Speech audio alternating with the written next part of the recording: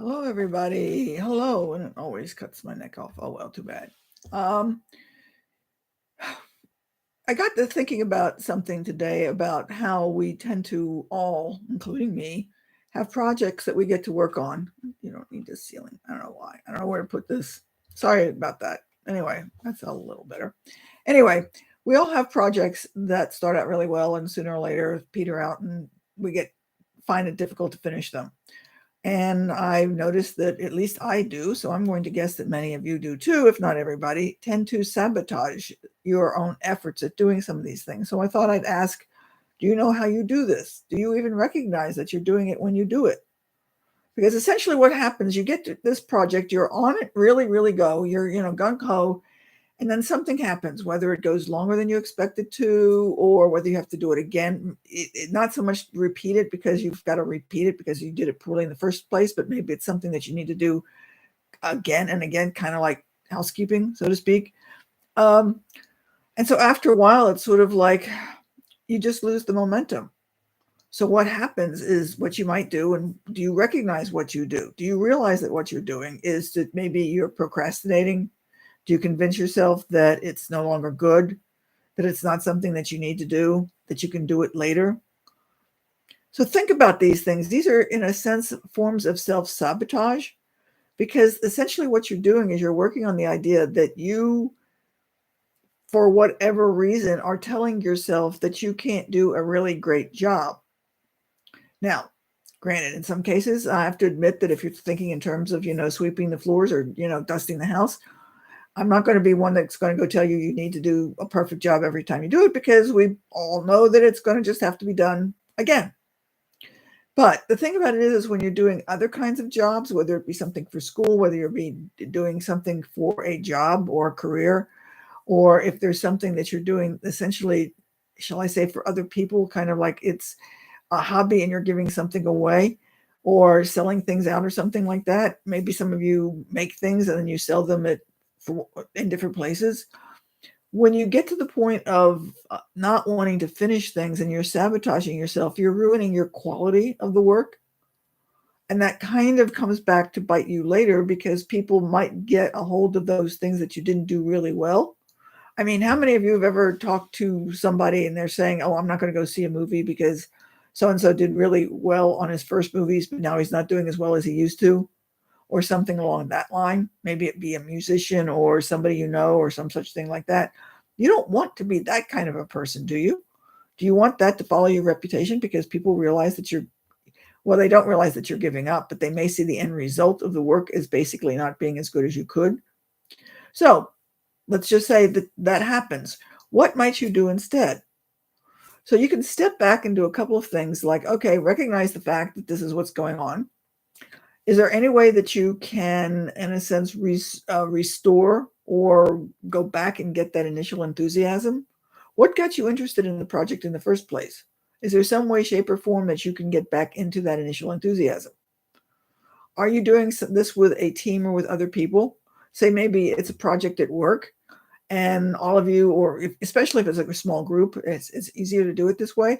But if there's a bunch of you at work and you're finding it difficult to do it, maybe you could get together and figure out a way as a group to put some life into it. Could you make it a contest, sort of reward yourself? If you're doing this all by yourself, is there some way you could make this, in a sense, a contest with you? If you've done it before in 15 minutes, can you do it in 14 and a half this time? Or are you going to look at better quality instead of time? Maybe you're just trying to say you're beating yourself in a sense of you're a race with yourself and you're beating your past performance. In that sense, beating yourself, not beating yourself up. So see if you can make, in a sense, a contest out of it. Um, Look for different ways. Ask somebody, what would make it better? What could you do or look at differently? Could you turn it around and look at something different to say, okay, how can I do this? Now, is there a way perhaps maybe that this is going to be the last time you do it and say, okay, I'm just going to finish this and this is the last time I'm going to do it and I'm not going to have to worry about it again? That may be possible, may not happen. But how can you look at something in a sense with new eyes, at least for the momentary moment, for this particular moment, get that one right, to at least finish this particular topic, and then think in terms of what you want to do later to get back on track for the next time you have to do it. Then again, some things you just have to accept the fact that they just need to be done. They may not need to be done perfectly, but this is going to be something that you need to decide for yourself. If it's something like, again, as I said, housekeeping, it doesn't necessarily have to be done perfectly every single time. But if you know that you're going to have people coming over, or, the old mother-in-law jokes that somebody's going to come over and they're going to look at you and think that you're a lousy housekeeper, you might want to, do better. Are you afraid that you don't want to see that, or do you just not care? Then again, if you don't care, then you're probably not listening to this anyway. Does that make sense? So I realize that this is, what shall I say? This is not something that's going to happen a lot, but that, sometimes it just maybe is a new way of looking at those things in which you just have a task that you really don't want to do. What can you do to, at least for the moment anyway, get some enthusiasm back up so that you can finish the task with at least a modicum of quality to it, so that it doesn't ruin your reputation for being somebody who just gets sloppy? Because that's going to be really hard to overcome if you ever get to that point. Does that make sense? I hope so. Now, I do have a little offer today, and I'm going to mention it. I do have my reading comprehension guide. I'm talking primarily about the SQ3R, and I'm generally speaking going to sell this, at least in this form, for $97. But for you guys, since you're on my list, I'm willing to give you pretty much a 60% discount. Now, you're going to say, but why should I pay for it? Simple. If you don't pay for it, it's free. You don't tend to look at things that's free as if they're being quality. The other part to it is that you don't put, if you will, any skin in the game.